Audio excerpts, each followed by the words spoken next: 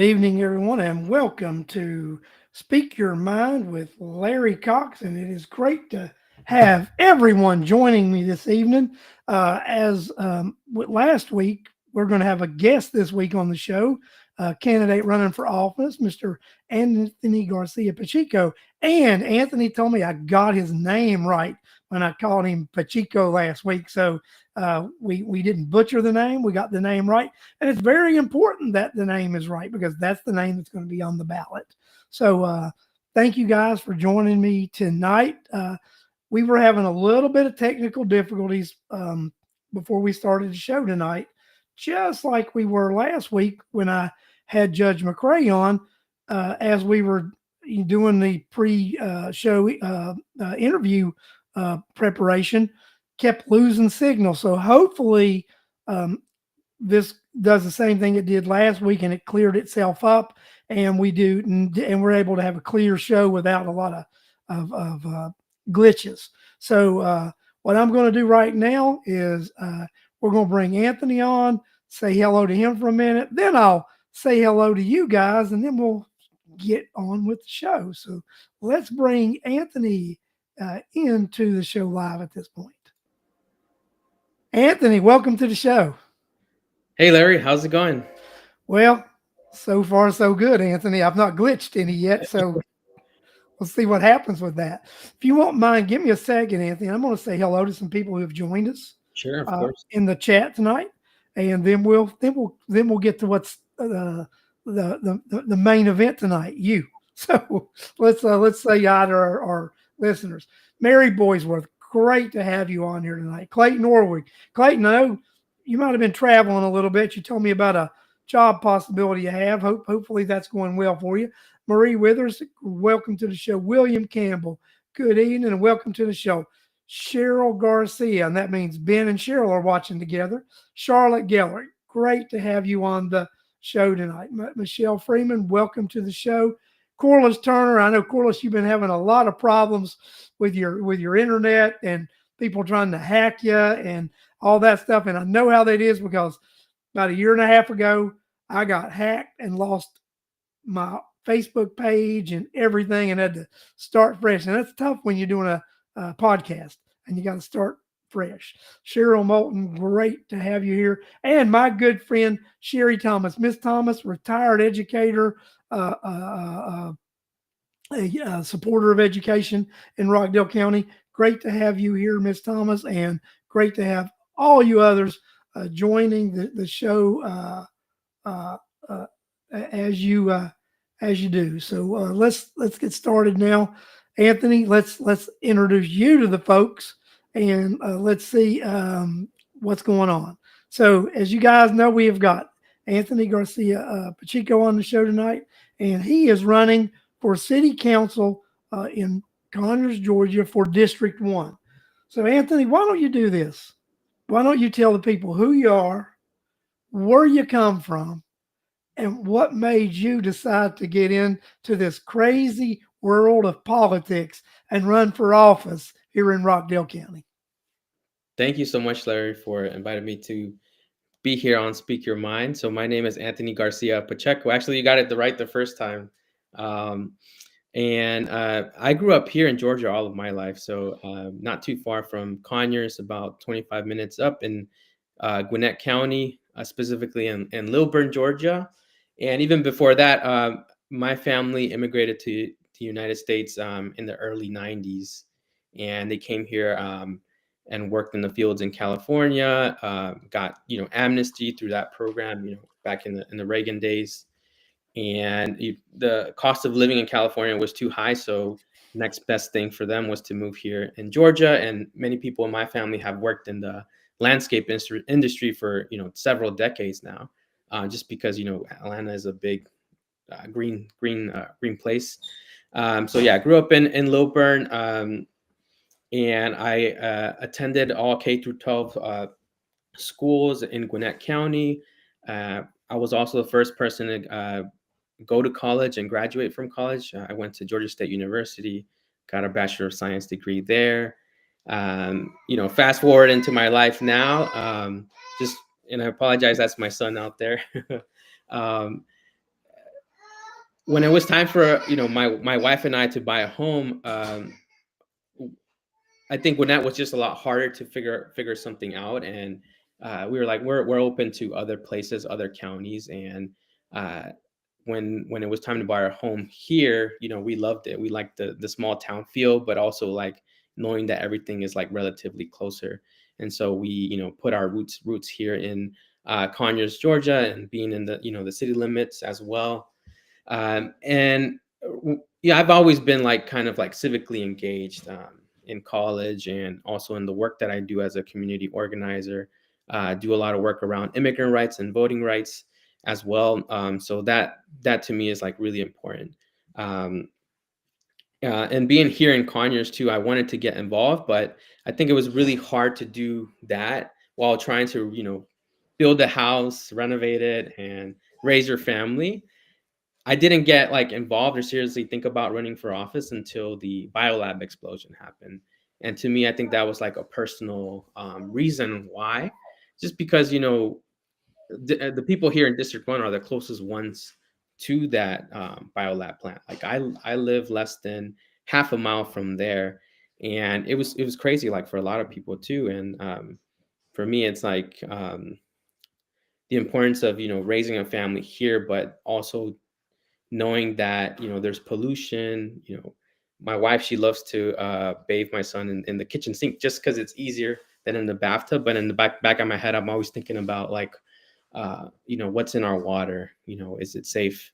When do we turn on the AC? All of those things. I think that was like a motivating factor why it's like, let me get more involved. And I've been to a lot of the community meetings surrounding the biolab. I even heard you, Larry, right, speak up because you couldn't go into your business. So I know that was really important to hear, but also like not seeing like a lot of diversity there. A lot of people in the Latino community live there, work here, right? But I feel like I was kind of like one of the few people in there, and that's in that sense. And I think representation is really important. And in the neighborhood where I'm at, there's the majority are elderly Black neighbors that have been here like 40, 50 years too. And I think it's important to represent them as well. Uh, and I think that's one of the key reasons why I decided to run for office. Another reasons too is like I feel like here in the district we need to be respected a lot more. Um, in that sense, you have people like speeding, you have people throwing trash, and trying to do like create like a starter home, create my family. For me, I want to make sure that the environment is clean and safe. And I feel like being a person in like local government, you can help with that.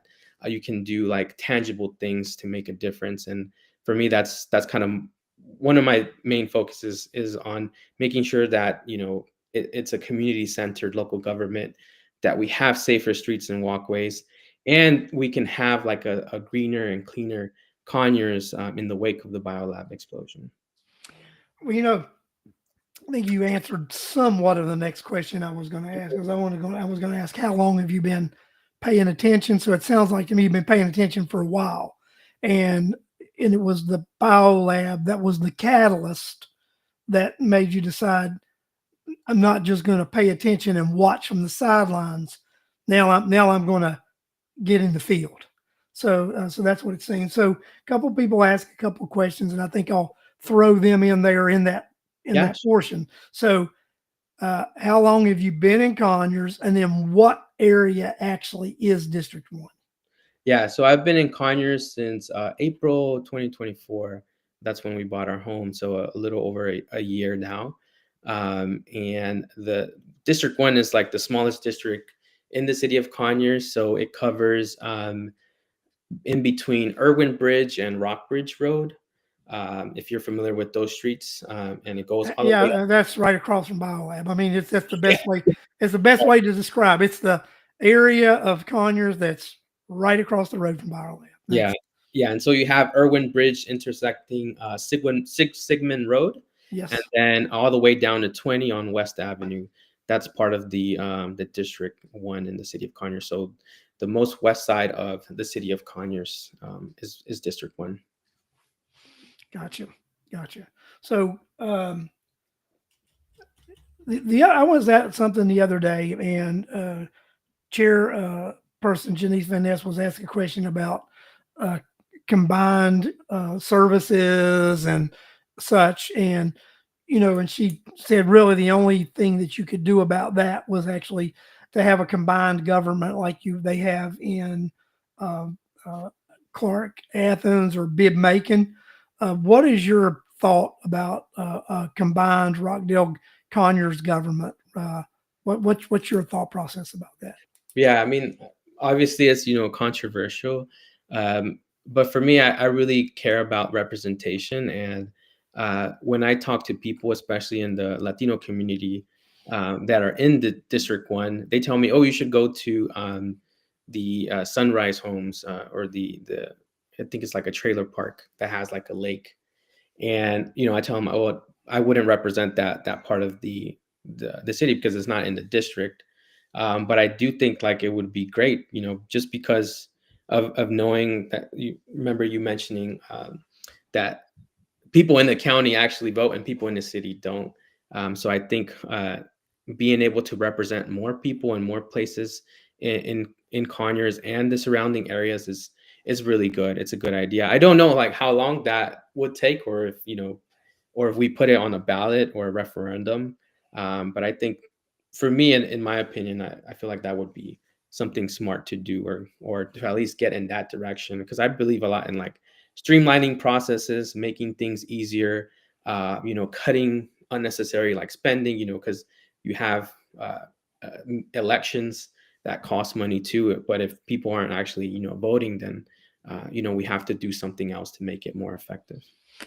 So Corliss mentioned you are on KCRB, Keep Yes, Conyers Rockdale Beautiful. So why don't you yes. tell us a little bit about that and your involvement with that? Yeah, of course.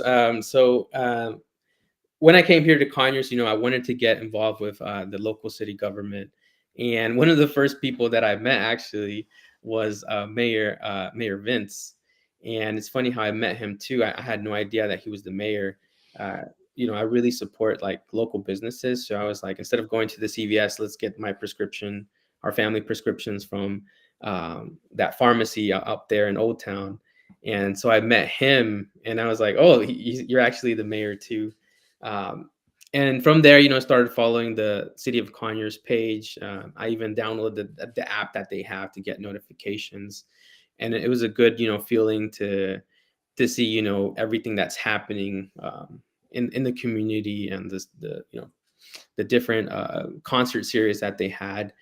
And Jennifer Edwards, who's also part of the City of Conyers, she started the Conyers University program, and I applied for that program because I was very intentional of like lowering. Okay, like I'm paying city taxes and county taxes.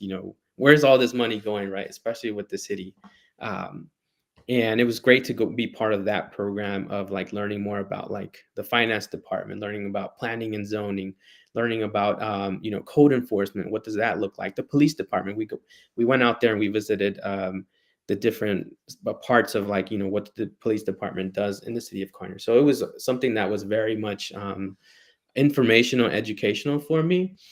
And from there, the Keep Conyers Rockdale Beautiful was relaunching after like a 3 or 4 year, hiatus, and the city of Conyers needed to appoint 2 people to that program, and so I volunteered myself because I think an issue that I really care about a lot is cleanups, right? Making sure that our environment is clean, that there's no litter, no trash, or at least try to like limit those things. Why? Because it affects our property value, and also it keeps our community safe as well. Anywho, like keep Conyers Rockdale Beautiful. I'm on that advisory board, and we've only been meeting about like 3 or 4 months now. So it's a newly formed program, and we have 2 city appointees.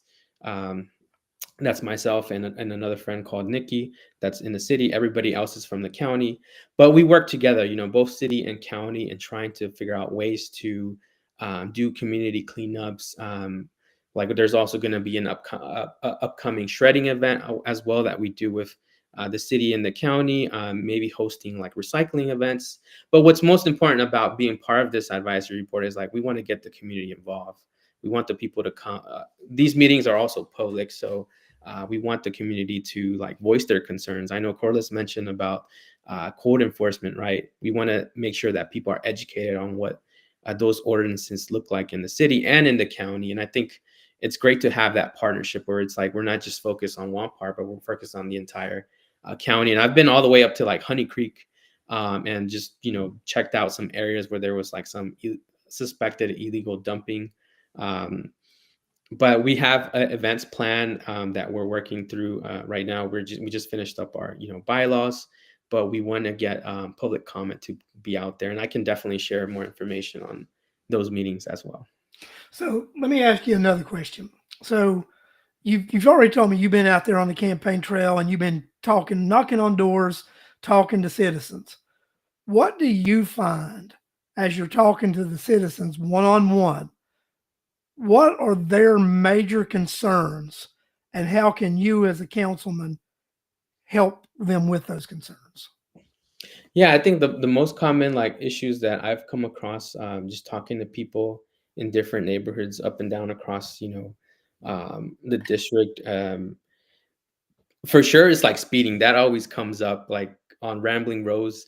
There's community members or voters that have expressed, hey, we wanted to get speed bumps in this neighborhood because Rambling Rose is this long road. um, I believe it's like in a neighborhood that's on Sigmund, like a little bit Irwin Bridge and Sigmund. And we actually a few years ago we wrote a petition to try to get that going, but it never went anywhere. So speeding is definitely one of the issues. People are also concerned about like the streets and the sidewalks. And uh, one voter that I talked to, who's actually a neighbor, she actually tripped on an exposed water meter back in Easter of this year, and she even showed me a video of that too. And she showed me like where she was bruised up and banged up. And she's like, I've been trying like to get this fixed for like 2 or 3 months now. And when I, talking to her more about that, I was like, okay, well let me see what I can do, right? And I think that's where the advocacy piece comes in. And also information too. So what I did, I contacted code enforcement and also the Rockdale County water services or water department, and they fixed it the next day. So for me, I was like, oh, that's great that we can actually like uh, ensure that like the city is and the county is actually like doing their job, right? And so that's what I told my neighbor, like, hey, like I think it's just more of like trying to educate the community and also being an advocate. And I feel like that's my strong point with being like a future councilman here in the city of Conyers, is like it's important to like listen to people's concerns, but also act on it quickly. And the city does a good job of responding to that. But I feel like most of the voters or people that I talk to, they're either disengaged or they just don't know like who to contact to. And so I feel like me being a city council person, I can help bridge those things where there's like seamless connection between the residents and the city services. And actually this year too, they even like refixed the water meter too. So I really appreciate that. Well, and you're right. So, I'm an elected official myself, and you will be amazed that when you actually call people back, you have a conversation with them, and they're surprised a lot of times that I actually, if I don't answer the phone within a few minutes, within a little bit, I'll give them a ring back and tell them, I never expected you to call me back. I Mm. never expected to have a conversation with you. They thought that they were going to reach out and leave a message and never hear back from me again. And that's exactly what you're talking about is constituent service. It's Right, it's right. it's being accessible and available to your constituents, because you've got to remember, if you are fortunate enough for the voters to put the trust in you and elect you, then you're actually representing them and they are your constituents.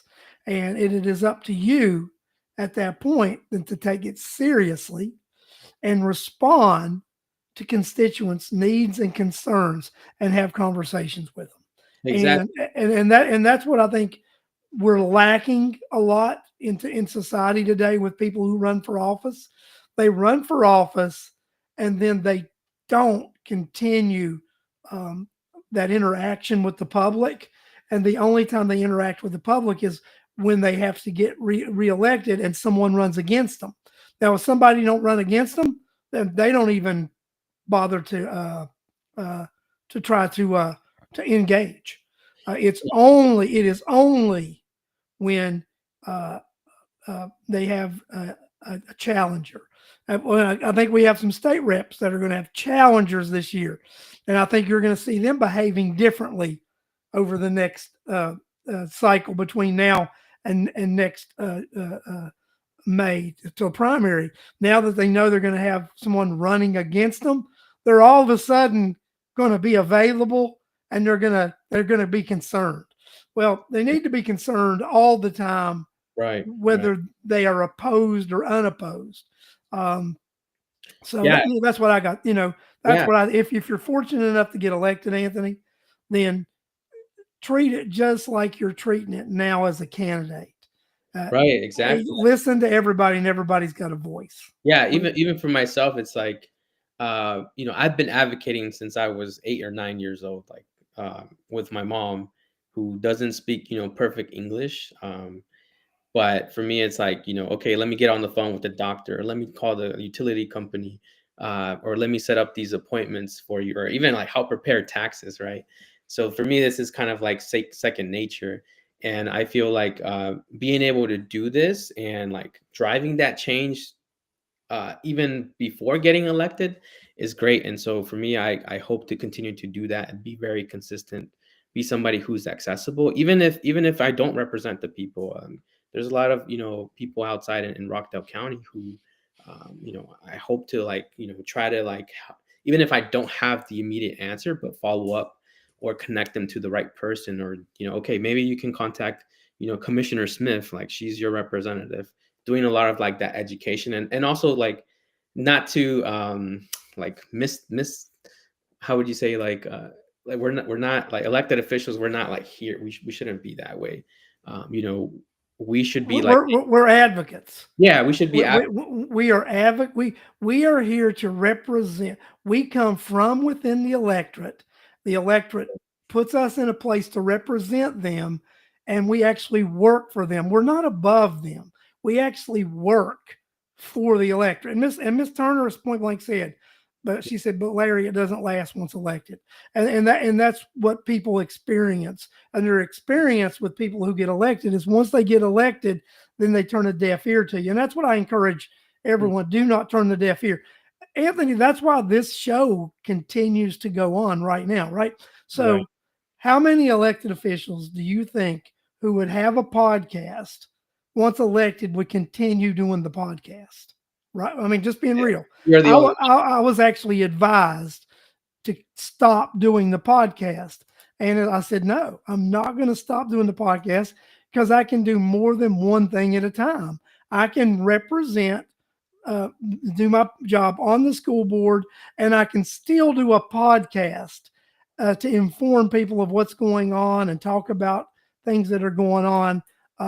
And that's but people thought just because I got elected, Anthony, I wasn't going to continue doing this show. But that's not what happened. And I think they saw that somebody actually kept their word. And it means a lot to the voters when somebody keeps their word to them. It really does. Yeah, and I think for me it's like actions speak louder than words. And for me it's like maybe from the outside it's like I'm a dad, I'm a husband, I have a full-time job, I'm already busy, right? But it's important to like step up, because it's like if nobody else is stepping up, then I feel like my experience as a community organizer, as an advocate, working in the nonprofit sector, I want to like use those skills being here at home in Conyers, because this is where my family's going to grow up. My son, I have also a stepson that's a rising senior at Rockdale County High School, and I'm also concerned about like those things. We have a 89, not throwing shade at you at all, Larry, but we have a 89% graduation rate in Rockdale County. And like, even as a city council person, like I want to help the youth. It's actually higher than 89%. Oh, okay, that's good. But this thing about it, Anthony, I think we need to look, and you know, a lot of people have criticized. Again, what I'm going to say now, I got to throw this disclaimer out here because whatever, it's what I'm about to say does not represent the opinion of the district or the school board, but it's my personal opinion. Okay. I think we have a higher graduation rate than what reflects on how our students are performing. Okay. And I think people know that. I think, you know, the district knows that. And the goal is to make those achievements, those educational achievements, match that graduation rate. Because are we graduating children who can't read and write? I mean, and do arithmetic. When you look at the scores say that might be happening, Anthony. You know what I mean? Mm-hmm. You might have a high graduation rate, and then you might have kids not being able to read, write, and do math. So I think there's where we need to be concerned. We need to, you know, you and I talked about quality over quantity earlier, right? So, you know, we don't need to tout high graduation rates if we're not, if the we're not actually bringing that value with it, with high reading and high math scores, also abilities. So I think that you know, I agree with that statement as well. Like there's a lot of stuff to do. And Clayton, graduation rates are too simplistic, and that's 100%, and I agree with that. And I don't think we should hang our hat on graduation rates. Again, this is Larry Cox speaking, just one board member, not speaking as representing the opinion of the board, but it is the opinion of a board member. So we've got an educator. Are you familiar with Ms. Munoz? Danielle is an educator, formerly from Georgia. She lives in Minnesota now, but she's originally from here, knows education well. And it's like, you know, graduation rates were a made up statistic. It's a BS number. And this is coming from an educator, right? And I think that's so true. It's like, I definitely, you know, I went to Berkmar High School in Gwinnett, and when I was in school, like it was same thing. It's like lower, these statistics that were like lower. You know, if you're going to Berkmar, it's not like considered like the best school. But either way, for myself, it's like I really, you know, I was in the gifted program. I think I took like 12 AP courses, and you know, was able to like get the Hope Scholarship. So even if it doesn't matter, I feel like it's not necessarily like it doesn't matter where. What matters is that, you know, that there are teachers that are, you know, like Ms. Munoz, who's invested in their students, and that also, like, you know, the Board of Education, like yourself, is doing things, and even for myself, you know, as a city council person, I can help like inspire the youth and tell them like, hey, I was in this position as well. Like there are opportunities. We really have to like focus on that. We have to prove people wrong that, yeah, like Rockdale County High School is also great. Yeah, well, and Corliss has got a question, right? So I'll let you say what you think your opinion isn't, and I'll chime in also. So she said, Larry, most elected officials won't make public comments whether for or against. Why is that? Why won't? Okay, let me take this first, and then you can chime in. So. Sure. Most elected officials are shielding themselves from making a yes or no or a pro or a con statement about an issue because they know either way they win and lose support. So they're afraid of losing supporters and votes by publicly saying they go one way or the other. That's why you will have public officials a lot of times dance around the issues and not answer the question because they're afraid of losing support because they support or don't support an issue. And that's the reason why. Most folks are looking, as soon as they get elected, they start running for reelection.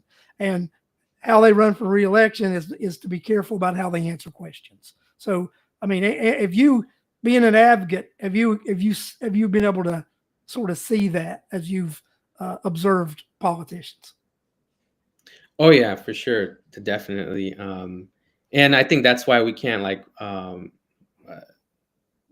you know put them on like this high like pedestal. It's like they're everyday people. They're gonna make mistakes, but it's important to like hold them accountable because they are representing you.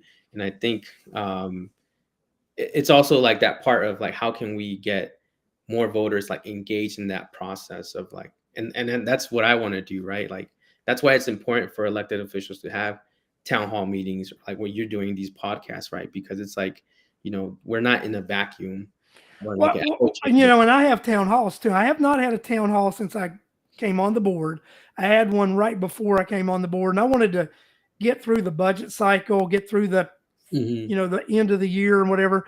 School starts August the 4th. I do plan on toward the end of August having one of my in-person town halls, and it'll be a town hall listening session where it'll be more listening than it is me Right. talking, because it'll give constituents and parents and hopefully educators, if they're, they can come out and feel free. I mean, there's no judgment from me, them coming out and speaking their mind, because anybody who knows me knows Larry Cox is a First Amendment person. I believe everyone has the right to speak their mind and let their opinion be known. So I welcome everyone's opinion. I welcome everyone's input. So that's what I will be doing toward the end of August. I intend on having my first town hall as being elected, and then after that, I will go into my once a quarter of having a town hall. So that the folks can actually come and let their opinion be known, and ask questions. I mean, and I probably won't give them an answer right then, but if they ask something and they want an answer to it, then I'll be able to take that, go back to the board and the superintendent, and get that person an answer to a question. And it's very important to make sure that we're transparent, and when people ask questions, they get their answers. And that's what I think it's an important thing on the city council. So let me ask you another question, and Yeah. this is about uh, uh, land and development and such. So in Rockdale County in the last 5 years, we've done a lot of development as far as residential. We've approved a lot of townhomes and apartments and such. Between the city and the county, they've approved over 6,500 units, the majority of them being within the city limits. What do you think about this residential expansion? And would you support additional residential expansion, uh, or would you like to put a halt on it and look at redeveloping our land plan? Yeah, I mean, I'll go with the latter part of like we really have to stop and like think, what are the trends like, right? Who's coming into the city or in the county? I don't think we can't have like uncontrolled growth, right? That's one of the reasons why we moved out of Gwinnett County, just because it's like so congested. There's so much traffic.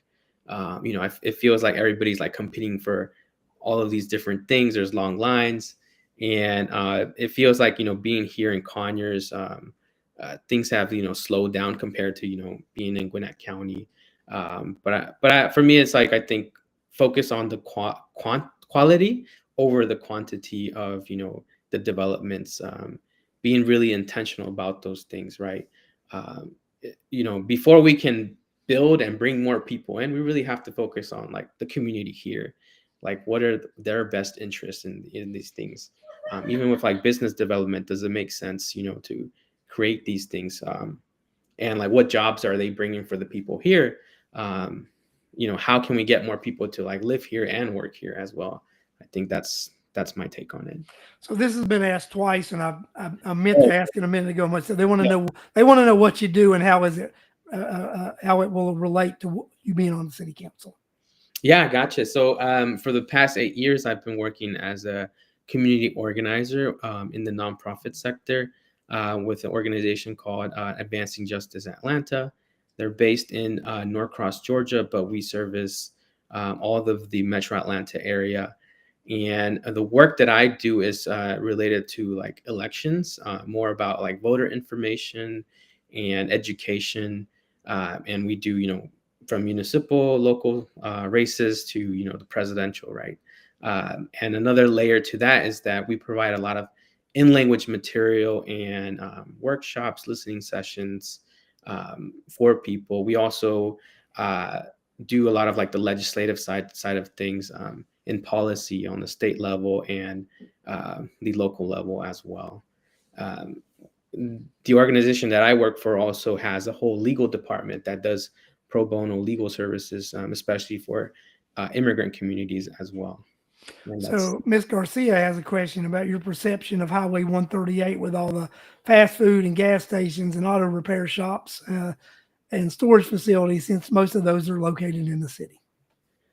Yeah, I mean, that's probably one of the areas that's like most congested here in Conyers, Rockdale. It's also like booming and increasing. It's good to know that there's like federal funding that's been placed for easing the traffic and the flow of those things.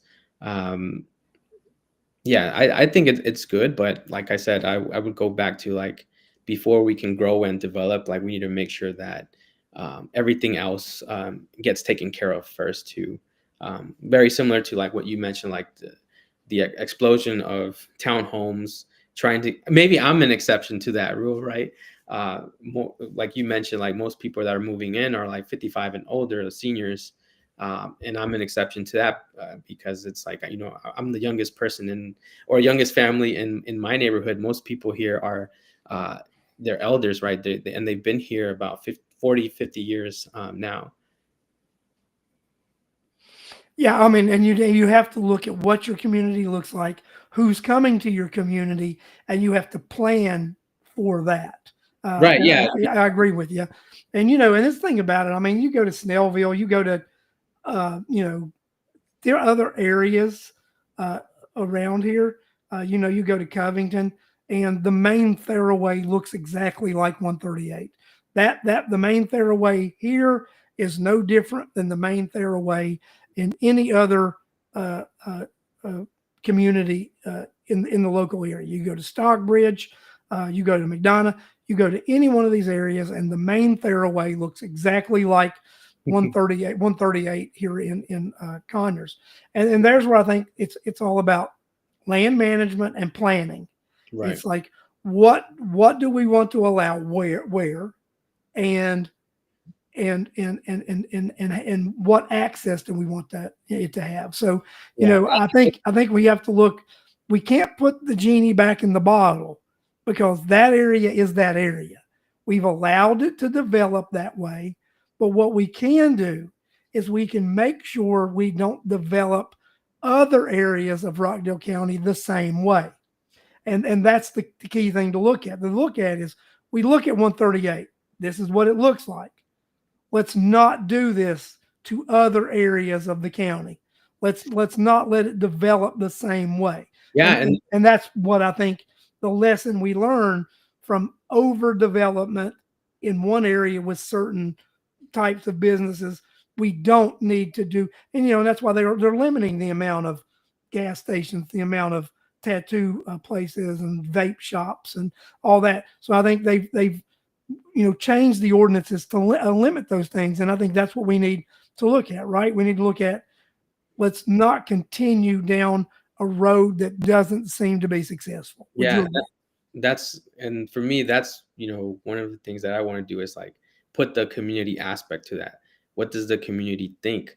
Let's do like these listening tours or sessions, because the city of Conyers has already bought a bunch of land, but with the planning and zoning and the development, like we need the community input. We want them to decide what to do, not just like the developers or like big businesses that come in here and create more congestion, more traffic, or unnecessary like sprawling, right? That we don't need. It's a bad idea to let the developers control what it looks like. It really, really is, because And that's where the education parts come in, right? Like encourage people in the community to do their public comment on those planning and zoning planning committees, right? making sure that they understand the different committees that the city has. Even like us as in the Keep Conyers Rockdale Beautiful, it's important to have the public comment. And myself, as a future city councilman, is to ensure that like I'm visible, that people can hear me, can see me, and even scream at me if they want, right? Because it's important to also be held accountable, and to make sure that things are transparent. I agree 100%. No, so Cheryl said we're going to become Memorial Drive in DeKalb. Let's just be real. There's not much more you can do on 138. It's built out. There's not a whole lot you can do except tear a few things down. You can tear something down and rebuild something in that spot. Okay. But there's not a lot of room to actually put anything new there. So that area is what that area is. Let's learn from that area and not duplicate it. That's my advice. That's my advice to folks who are on the county government and the city government is learn from it and don't duplicate it. That's my humble opinion. Yeah, and you don't have to go far to see that too. Like even in District 1, on West Avenue, right? There's a bunch of like businesses there, and like the buildings are like outdated, or like you wonder like why are they built this way, right? And I think that we in the district we need more economic development too, but that's smart. That's focused on the quality of making sure that our youth is also involved. Can we create internships for them? Like, are there technological advancements that we can make as well, to move these things forward as well? I agree. So Clayton mentioned about you being on the run for the planning commission. So right now with Anthony running for the city of council would be a conflict, and he could not ask to be on the planning commission. But let's just say he would not win his council seat, then he could apply then for the planning commission. But running for the city council right now, he is actually taking himself out of the fray to be on any of these citizens committees at all, to be real with you. Yeah, you're not going to get an appointment to any of them doing that. Yeah, and this one great thing that the city has, right, is these like quarterly newsletters that you receive in the mail, and they did bring up the zoning planning committee, and it looks like the majority of people that are on there have some sort of like background with like architecture or planning, or like they're business owners. So it looks like you do, if you want to be on the planning committee, you should have like some of those expertise as well. But I appreciate that thought. Cool, that's good. So Anthony, let's first of all, if anybody else has any other question, think about it, throw it in the chat, because we're gonna start wrapping up here, because we're hard into the hour here now. We're 8:46 and stuff. The city count is full.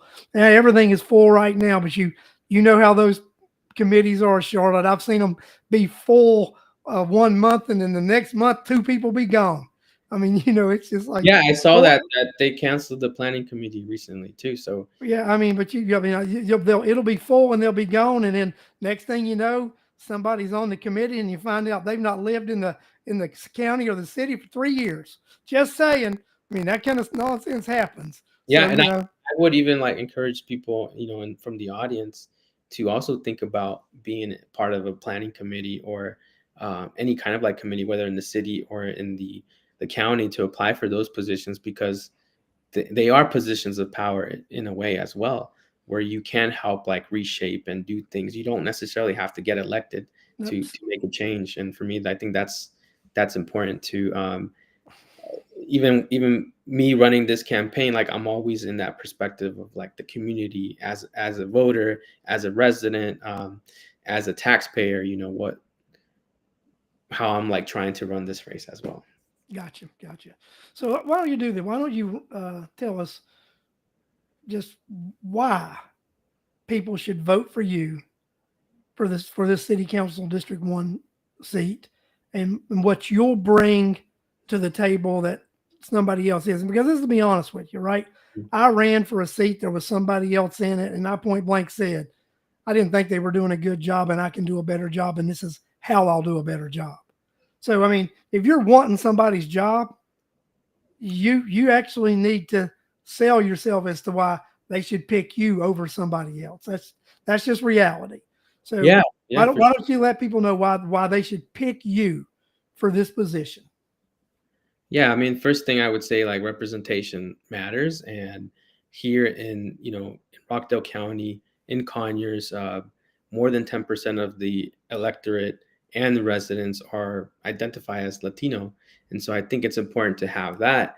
And it's what will distinguish me from other candidates, is that I speak Spanish, right? So I can bring more people into that process of, like, if it's a small, I've talked to a lot of, like, the ethnic immigrant businesses here, and what they tell me is, like, there's a lack of information or, like, understanding the process. But maybe if I had this information in Spanish, I could, like, uh, make my business more successful. Or, like, hey, I can even tell, people in my community to bring their business down here to Conyers as well. Even on the educational part too, right? Um, Maybe hosting or listening sessions, town halls in Spanish for, like, those parents that want to get involved, but because of that language barrier aren't doing that as well. So that's one component. I think another part of that is, like, I want to be accessible. I want people to see me out in the community. I definitely believe in, like, just leading with actions. Like, if there's I've volunteered with Corliss last week. There was a cleanup here on Pine Road as well. And for me, it's like, I'm not trying to take credit, or I'm not doing this just to run a campaign. Like, I genuinely want to, like, help out and be a volunteer and do things. And I think that's what's important. And that will, like, help separate me from other candidates or other people. It's like, um, whoever's in this seat as well. It's like, just getting them out of, like, their comfort zone, right? Or maybe they are too comfortable that they're not out in the community as well. uh just here in the district, I live, like, 2 or 3 houses down from the railroad tracks. There was a semi that ran over it, and it seems to happen every, like, week or so. There's something happening, and for me, that's a danger, because it's like, what if the train derails, or what if there's another explosion? There's something in those semi trucks. And I think for me, it's like, important to uh, let the community know, let my neighbors know, let the residents and voters know that you do have a voice, and our voice is stronger when we come together and voice those concerns and keep our elected officials accountable. Why? Because we're paying taxes, city taxes and county taxes, and they're supposed to work hard for us. You're paying their salary and they work for you. That's two big reasons, right? Paying their salary and they work for you. So, guys, Anthony, if you just hold on, I'm going to close out. Tell everybody Yeah. thanks for joining us tonight, and then you and I'll talk off air. So, guys, I want to thank everybody for joining us tonight. I enjoyed my conversation with Anthony tonight. So remember, Anthony will be on the ballot this November, Anthony Pacheco. So you'll start to see his campaign signs and all that stuff here in the near future. So go to his website, go check him out. Show Anthony some love. Let's see. Make sure that what we can do here is make sure that Yeah, and that's we do that. if you let me state, Larry. So it's Anthony for Conyers, with the number 4, anthonyforconyers.com. You can also find me on Facebook, Anthony FOR Conyers, Anthony for Conyers, and on Instagram, Anthony for Conyers with the number 4 as well. Yes. Is And that it? yes, that's it right there.